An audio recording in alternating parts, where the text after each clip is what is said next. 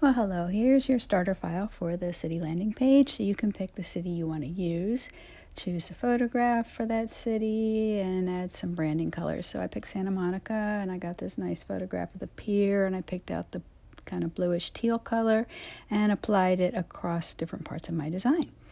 Now I'm going to take this little drop-down menu and option drag its name over and Command or Control D to duplicate it, so I have 3 of those.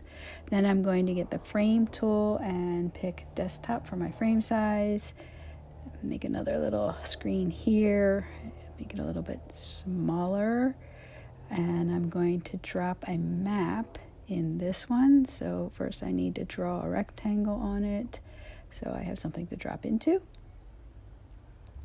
And then I'm going to get my picture, which is just a screenshot of Google Maps, and drop it right on there. All right, a couple more. One other thing I want to do is kind of bring in the part about Santa Monica so that it shows the picture behind it. So if I move that over, you can see the picture is much bigger. So I'm going to fill that box with the branding color, and then I'm going to change the opacity to 30% so I can now see the photograph through the color. And then I'm going to pick the text there that's hard to read, change it to white, which should improve the contrast a little bit. Still hard to read, so let's try making it extra bold. It's getting better. And maybe if I make the box a little bit darker, we'll go over 50. Okay, now we can see it much better.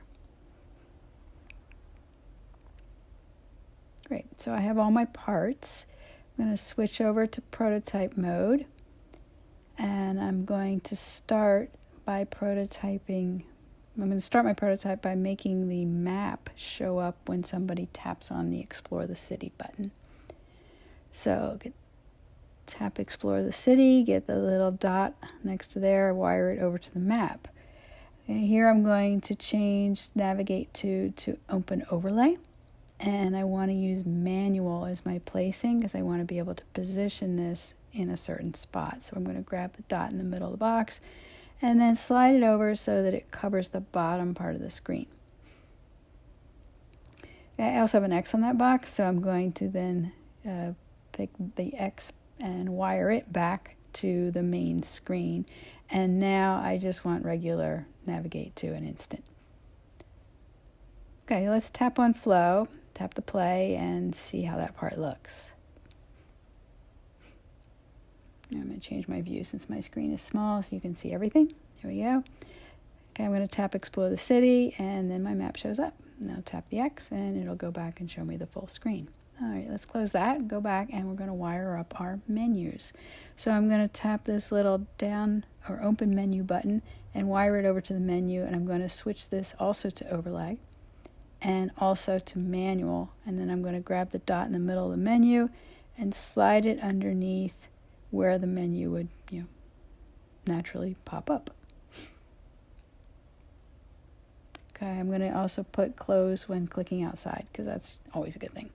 And do the same thing with the second menu for the dates, and we're going to again switch from Navigate to Open Overlay, use manual, and slide our menu over into its right position beneath the date and the open menu button.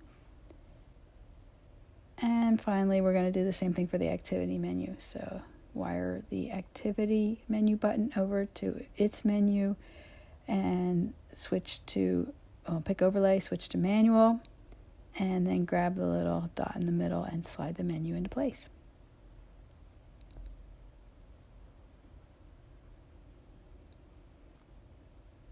Okay, tap the flow on the side of the main screen to start our prototype from the main screen. Again, I have to change my view so we can see it all. Here we are.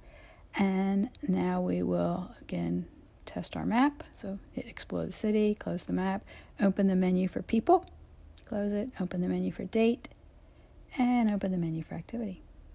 Very nice.